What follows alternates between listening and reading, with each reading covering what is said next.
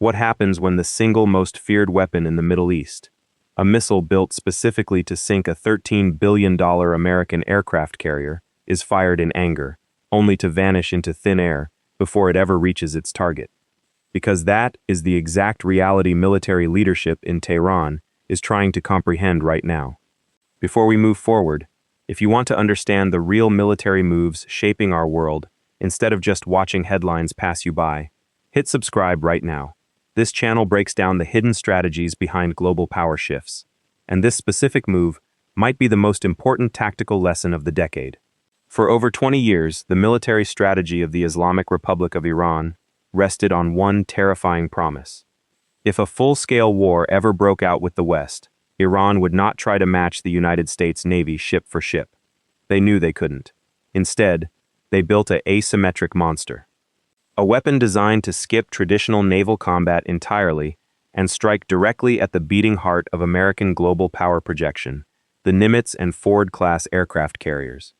They called it the Carrier Killer, a high-speed, precision-guided anti-ship ballistic missile capable of traveling at more than 5 times the speed of sound. On paper, the math was brutal and simple. An aircraft carrier is a floating city holding over 5,000 American sailors and dozens of advanced fighter jets. It is protected by the most sophisticated shield of destroyers and cruisers ever assembled. But a ballistic missile plunging down from the upper atmosphere at hypersonic speeds creates a window of reaction time measured in mere seconds. If even one of those warheads slips through the defensive screen, it doesn't just damage a ship. It changes global history in a single afternoon. For 2 decades, that threat sat over the Persian Gulf like a loaded gun. It gave Tehran the confidence to bully commercial shipping, threaten the Strait of Hormuz, and warn Washington that any direct intervention would carry a price tag paid in thousands of American lives. It was an unshakable myth. A shield made of speed, surprise, and sheer destructive force. Until the night the trigger was actually pulled. On a dark, humid evening, off the coast of the Persian Gulf, a mobile launcher hidden deep within the rugged coastal mountains of southern Iran raised its launch tube toward the sky. Within seconds, a blinding flash of orange fire illuminated the rocks as thousands of pounds of solid rocket fuel ignited. The missile tore through the lower atmosphere, climbing into the blackness of space on a direct intercept path toward a U.S. Navy carrier strike group operating over 100 miles offshore. Inside the underground command bunkers in Tehran, military commanders watched the telemetry screens with absolute confidence. The weapon they believed no defense system on Earth could stop was in the air. But what those commanders did not realize was that the battle was already over before the missile even reached the peak of its trajectory. Because thousands of miles above the Earth, in total silence, an entity Tehran barely accounted for had already taken control of the sky.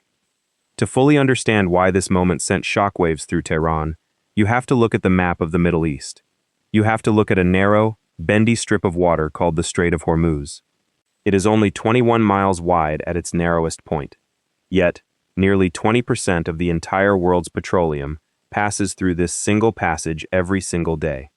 Huge supertankers carrying crude oil to markets in Asia, Europe, and North America all have to squeeze through this exact same corridor. For 40 years, Iran treated this narrow waterway like a physical leverage point over the global economy. Their strategy was built around what military planners call anti-access and area denial. In simple terms, it means making an area so dangerous that no enemy dares to enter it. Iran knew it couldn't defeat the United States military in a traditional open ocean battle, so instead, they turned the Persian Gulf into a lethal trap. They lined the coastline with fast attack speedboats, underground drone bases, hidden sea mine stockpiles, and hundreds of mobile anti-ship missile launchers tucked inside coastal caves. Their message to the international community was always clear. If you push us too far, if you tighten sanctions too much, or if you attempt military strikes, we will set the Gulf on fire. We will sink a supertanker, close the Strait of Hormuz, and send global oil prices soaring to catastrophic levels overnight. It was a strategy built entirely on fear and leverage, and for a long time, that fear worked. Western nations hesitated. Commercial shipping companies paid astronomical insurance rates. The threat of a closed strait was so terrifying to world leaders that simply hinting at it was often enough to give Tehran the upper hand in negotiations. The crown jewel of this whole defensive umbrella was the carrier-killer missile family. Iranian state television regularly aired cinematic footage showing these missiles slamming into mock-up targets shaped like American aircraft carriers. They told their own population and the world that these weapons were invincible.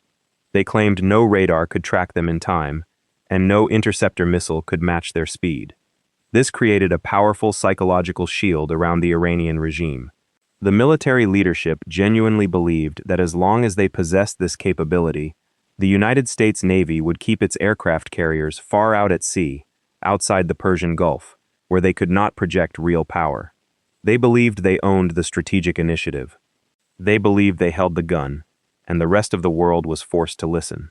But threats only hold power as long as the underlying technology actually performs when tested under real combat conditions. Tehran was operating on the assumption that their adversary was relying on older radar networks and traditional sea-based defenses. They were preparing for a war fought on the water. They never anticipated that the real counter-strategy wouldn't come from a ship at sea, but from the darkness of space. To see how terrifying this moment truly was, you have to look at how a ballistic missile attack actually unfolds in real time. Unlike a cruise missile, which flies low like a small airplane, an anti-ship ballistic missile does something far more aggressive.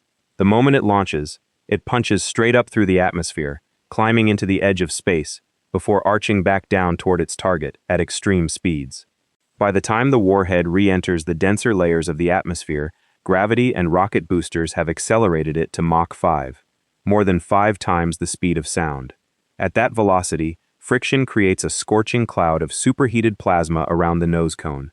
The missile is essentially a falling star, made of heavy metal and high explosives, traveling at over 1 mile every single second. When Iranian commanders gave the order to fire, the target wasn't a static land base or a slow-moving oil tanker. It was a U.S. Navy aircraft carrier, a $13 billion floating fortress housing thousands of personnel, surrounded by an entire strike group of destroyers and cruisers. Sinking or even heavily damaging a vessel like that would instantly change the entire political landscape of the world. It would be a catastrophic blow to American prestige. Iran's coastal artillery units used mobile transport erector launchers, known as TELs. These are heavy, multi-axle trucks that can drive out of hidden mountain caves, raise a giant missile into launch position within minutes, fire, and drive away before traditional reconnaissance aircraft can locate them. The launch happened quickly and without warning. The massive missile ignited, leaving a blinding plume of hot fire and smoke across the southern Iranian coastline. As the missile soared into its arc, its internal guidance systems were constantly calculating the carrier's speed and heading. Because a ship is moving, an anti-ship ballistic missile cannot just fly to a fixed coordinate. In its final phase, the missile uses active radar and optical sensors to find the moving hull in the middle of a dark, vast ocean. It adjusts its flight path in real time, diving almost vertically straight down onto the flight deck. Iranian military doctrine assumed 2 things about this attack. First, they believed the sheer speed of Mach 5 would leave shipboard defense radars with only a tiny fraction of a second to detect the threat.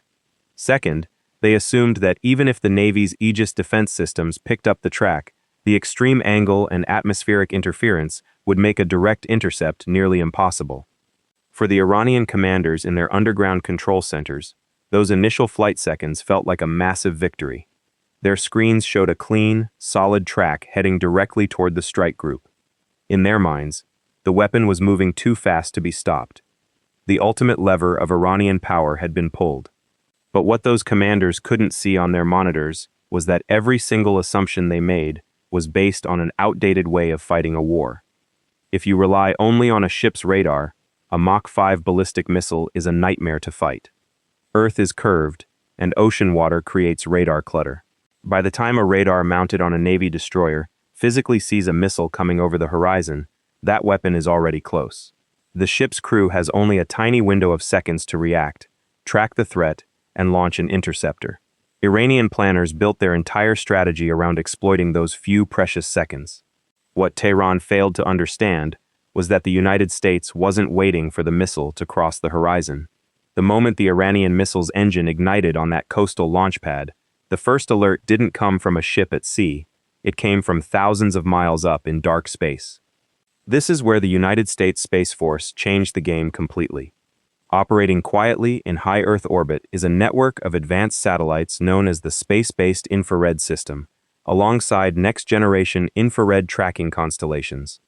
These satellites do not look at physical shapes or listen for radio signals. They look for heat. They scan the surface of the Earth constantly, looking for extreme thermal signatures. Solid rocket fuel burning at thousands of degrees creates a giant, bright flash of infrared energy against the cool background of the Earth. To a Space Force orbital sensor, an anti-ship missile launch isn't subtle. It looks like a flare going off in a pitch-black room. The moment that launcher fired, Space Force satellites picked up the rocket's thermal plume in less than 2 seconds. Long before the missile even cleared the lower clouds, military systems in space were already processing the data. Automated computers instantly measured the brightness of the exhaust, the speed of the climb, and the precise angle of the launch vector. Within moments, orbital algorithms calculated the missile's exact flight path, its maximum altitude, and its predicted impact point in the ocean. Here is why that matters so much. Space Force didn't just see the launch, they bypassed the delay of ship-based radar entirely. Through an ultra-fast tactical data link, orbital systems fed real-time targeting coordinates directly into the Combat Information Center of the U.S. Navy's Aegis destroyers guarding the aircraft carrier. The sailors sitting in front of screens on those warships didn't have to search the sky hoping to find a needle in a haystack. Space Force handed them the exact location, speed, and heading of the missile while it was still climbing upward, miles away from its target. The element of surprise, the single biggest advantage Iran counted on, was destroyed in the very first breath of the flight. Iranian military doctrine was built for a two-dimensional war fought on the surface of the water. They believed speed would blind their enemy. Instead, they discovered that high above the clouds, an invisible eye was watching every move they made in real time. The missile was still climbing through the air, but the orbital network had already passed the death sentence down to the fleet below. With real-time telemetry streaming down from Space Force satellites directly into the Aegis combat system, the U.S. Navy didn't have to guess where the incoming missile was heading. The automated defense network inside the American destroyers instantly computed a firing solution. Before the Iranian missile even reached the top of its arc, a hatch opened on the deck of an American guided missile destroyer, and an SM-3 interceptor blasted into the sky. The SM-3 is not an ordinary missile. It does not carry a traditional explosive warhead. Instead, it carries a kinetic kill vehicle, a piece of precision-engineered metal designed to collide directly with an incoming target at hypersonic speed. Military engineers call it hitting a bullet with another bullet. While the physical interceptor was climbing into space, high-altitude electronic warfare systems went to work. Specialized platforms began flooding the surrounding airspace with targeted radio frequency noise and orbital directional jamming. The goal was simple: sever the connection between the missile and its guidance origin. An anti-ship ballistic missile, moving at Mach 5, relies on active radar in its terminal phase to scan the ocean and find the carrier's hull. But as the missile began its steep downward dive toward the water, its sensors encountered a wall of artificial static. The radar eyes of the missile were completely blinded. The guidance computer on board could no longer tell the difference between the cold ocean water and the giant metal hull of an aircraft carrier. Seconds later, thousands of feet above the atmosphere, the physical engagement reached its conclusion. Guided by the precise coordinates provided by space-based tracking, the SM-3's kill vehicle aligned itself directly with the oncoming path of the Iranian warhead. At a combined closure speed exceeding Mach 10, the kinetic vehicle slammed into the incoming weapon. There was no fiery explosion in the traditional sense, because none was needed. The sheer kinetic force of two objects colliding at thousands of miles per hour vaporized both physical structures instantly. The deadly carrier-killer missile, built over 2 decades at the cost of millions of dollars, was reduced to a harmless cloud of tiny metallic dust floating high in the upper atmosphere. Back in the underground control rooms in Iran, the telemetry screens suddenly went dead. The bright green tracking dot that Iranian commanders were watching with such absolute confidence simply disappeared off their monitors. There was no radar confirmation of an impact, no news of a hit on an American warship, and no massive plume of smoke over the Gulf. The missile hadn't just failed to hit its target. It had been erased before it even reached the final phase of its flight.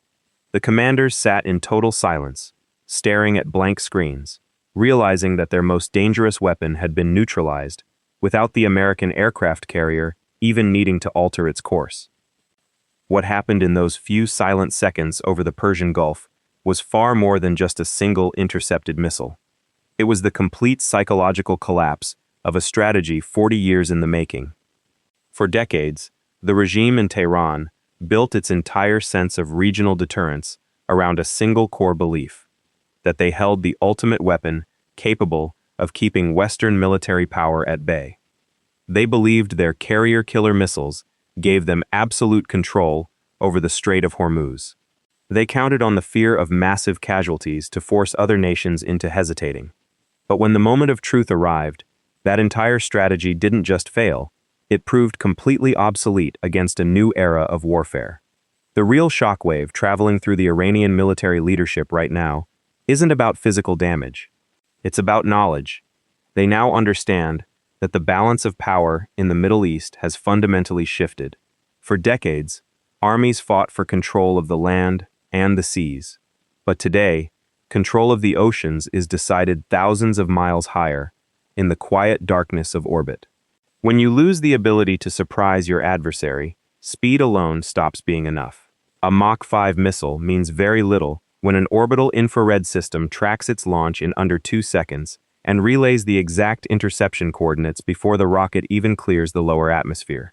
The gun Iran held to the world economy didn't disappear, but the trigger was effectively taken out of their hands by an invisible network they could neither see nor hit back against. This is the uncomfortable reality every authoritarian regime is waking up to in the modern age. You can spend billions of dollars building heavy rockets, carving deep underground missile silos into granite mountains, and producing dramatic propaganda videos for your population. But if your opponent controls the space domain, if they own the data, the satellites, and the instantaneous sensor networks, your most prized superweapons become nothing more than expensive targets waiting to be erased. The battle for the Strait of Hormuz didn't end with a massive naval exchange or a burning aircraft carrier. It ended with a quiet notification on an orbital computer screen and a missile vanishing into thin air. It was a cold, silent demonstration of modern dominance. A message written not in fire and smoke on the water, but in code, telemetry, and orbit. If this deep breakdown helped you actually understand the real strategy behind global headlines, instead of just scrolling past them, make sure to hit that like button right now. Subscribe to the channel so you never miss the true story behind the world's biggest power moves, and drop a comment below telling me what part of this strategic shift surprised you the most. I read your thoughts, and I'll see you in the next story shaping our future.